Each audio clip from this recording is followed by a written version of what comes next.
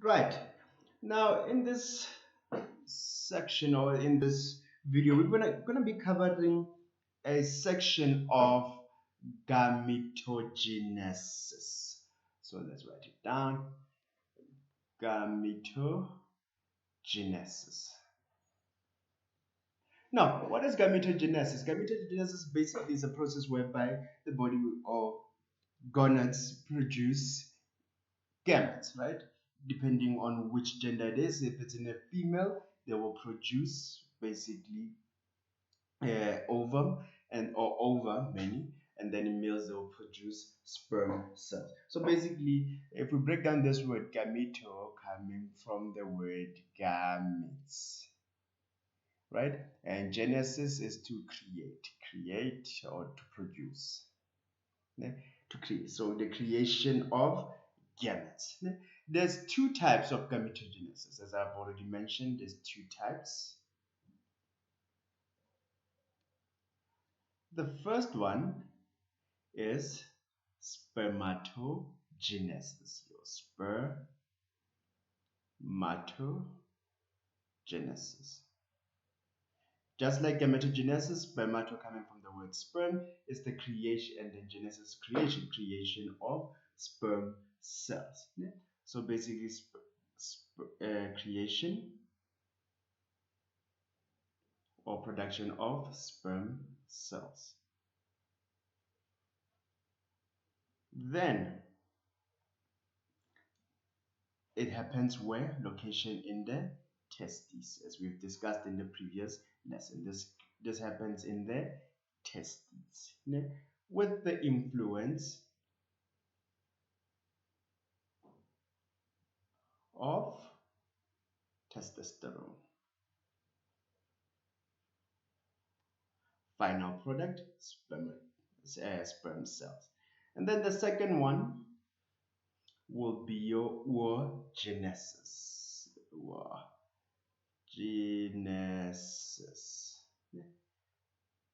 So why oogenesis? Oogenesis coming from the oocyte. So these are the first cells created when creating basically your female gametes. Where does this happen? This happens in the ovary. It happens in the ovaries. Then under the influence of what? Of which hormones? Now, this is a bit different. It will use different hormones like estrogen, testosterone, and so forth. And then what is produced? Basically, ovum is produced. Ovum will be produced instead of a sperm cell, right?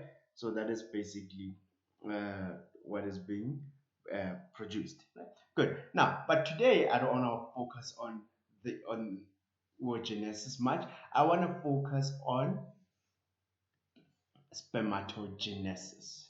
So let's focus on the spermatogenesis. Yeah.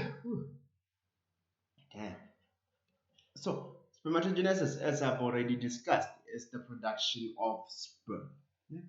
Main reason is for the production of sperm cells. And what influences this? Basically, your testosterone. Testosterone influences the production of your sperm cells, right? Good. Then, where does it happen? Location. Testes, right? Where in the testes? Remember, we must now from our previous lesson. Where in the testes? In the seminiferous tubules. So we're gonna go into much detail, a detailed location. Sila. So in the seminiferous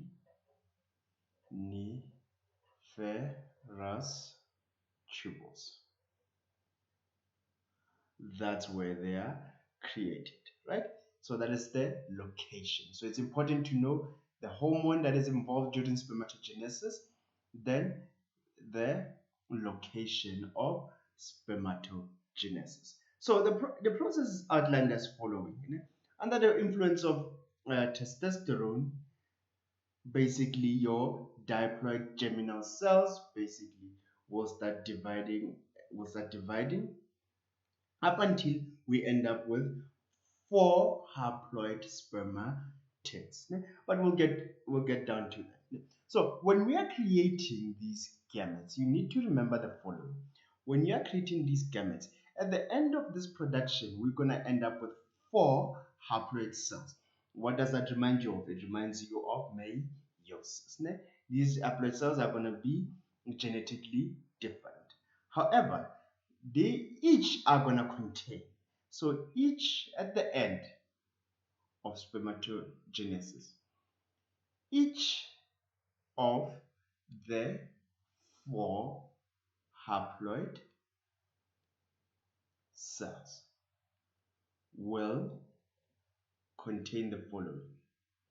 Obviously, different types of genes that are genetically variant or genetically different, but they would contain 22 autosomes. Now, what are autosomes again? All other chromosomes except for the sex chromosomes. So these chromosomes determine anything else. They can go for basically determine any other feature on your body except for deciding your sex. And so 22 autosomes and 1 gonosome. So 20. So that gonosome will either be an X or a Y in males. Remember, males contain the X and the Y gonosome. So that is basically what we need to end up with at the end of this process, right? Okay, great. Now let's get into it. What is spermatogenesis? What is the process involved? The process involved in spermatogenesis. Remember these cells that line the wall of your seminiferous tubules. These cells are called your germinal cells, and we said they produce immature sperm. That's your they produce spermatids. Good. Now those germinal cells will divide into a cell via mitosis, known as and this is a diploid cell. This cell will be known as your spermatogonia.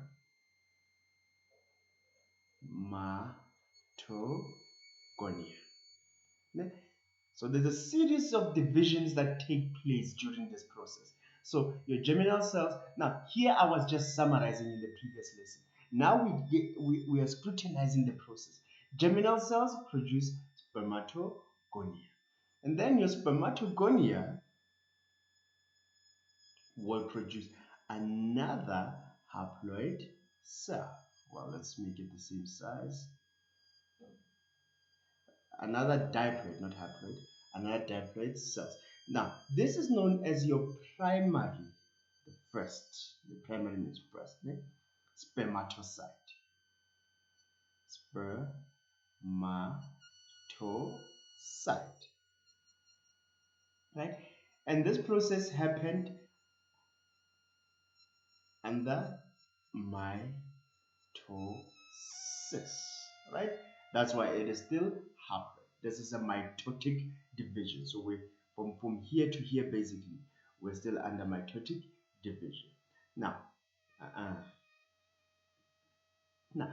this primary spermatocyte undergoes another division. However, this division now,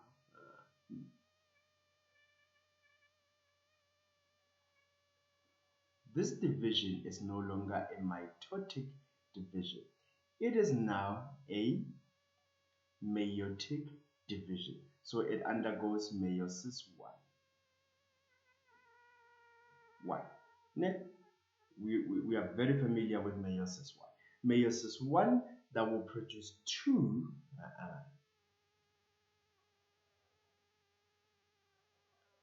cells. What is the number of the chromosomes? They have half the number of chromosomes, so that means it will produce 2 haploid cells, and the first 2 haploid cells formed from the primary spermatocyte are known as the secondary spermatocytes. So the secondary spermatocytes are haploid. The primary spermatocytes are diploid or diploid, whichever way you want to say it. Yeah? Good. And then another mitotic division takes place. The 2 meiotic, not mitotic, the 2 secondary spermatocytes now undergo meiosis 2. Meiosis 2. Yeah? Meiosis 2 in turn gives us 4 cells, each being haploid. Right? Each of them are haploid. So this is meiosis. Now, after meiosis 2, what forms then? Now, after meiosis 2, we have your spermatids, basically. So that's how spermatids come to be. Yeah? Good. And then your spermatids will undergo what? They will undergo those processes of basically becoming matured and being fed nutrients by the cells of Sertoli and then going to mature in the epididymis up until they form sperm cells. Now we have sperm cells. And remember, the process is random. We can have this one containing the X gonosome, and this one the Y, and this one the Y, and this one the X. It is truly random. So now we end up with what? We end up with 4 spermatozoa or sperm cells. So we end up with 4 sperm cells, each of them being haploid.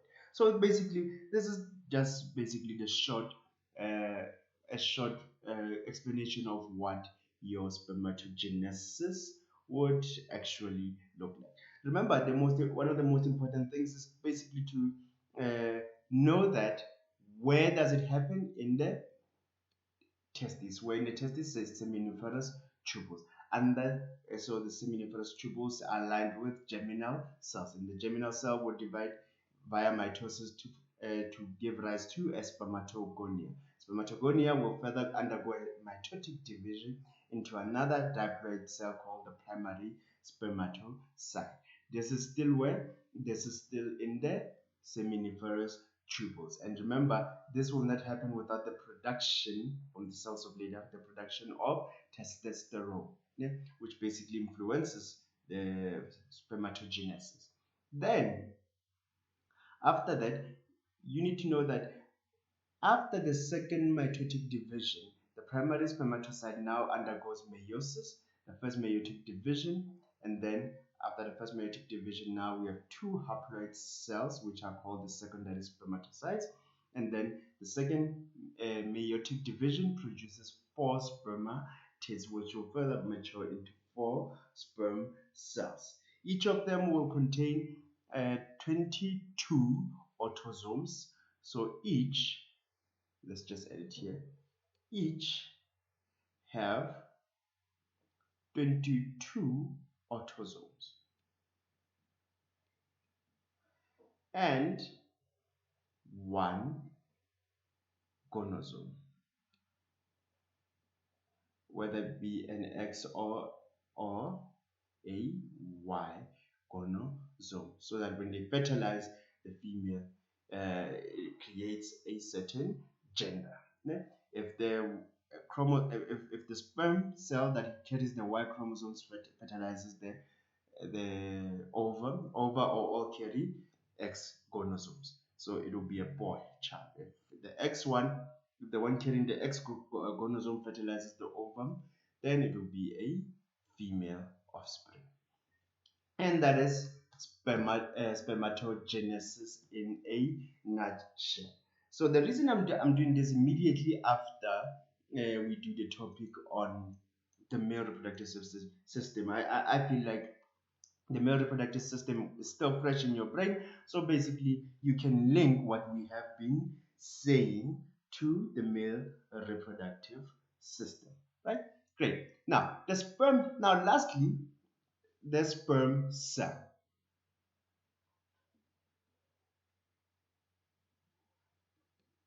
The sperm cell that is produced. Now, we need to know how it looks like. So we're going to be drawing basically the sperm cell. What does it look like? First and foremost, it consists of a head. Let's draw it like this. Consists of the head. So the first part is the head of the sperm. And then the tip of the head, it will contain, or it will have part of the sperm called the acrosome. Then the nucleus, obviously.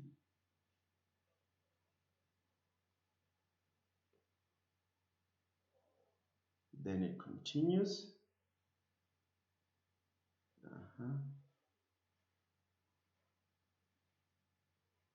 Then it will have what we'll call the middle piece, of the middle of the sperm, and then the tail of the sperm. So these are parts of your sperm cell. So let's get to what they are for. The head is basically made up of the nucleus and the acrosome. And the head will contain what? Inside the head, you will have what? 22 autosomes and one chromosome. Basically the sex chromosome, whether it be an X or a Y chromosome. And then the acrosome is very, very important. Why is it important? It's found on the head and it contains enzymes that will dissolve the outer layer of the egg, allowing fertilization. So it contains enzymes that dissolve the outer layer of the ovum during fertilization. Now, besides the hard job of actually having to undergo spermatogenesis, now the male gamete still has to swim. Now, it has to swim using what? Using a lot of energy. Now, the middle piece, remember, it contains those. The middle piece contains those bean-shaped organelles that are responsible for energy production. That is mitochondria.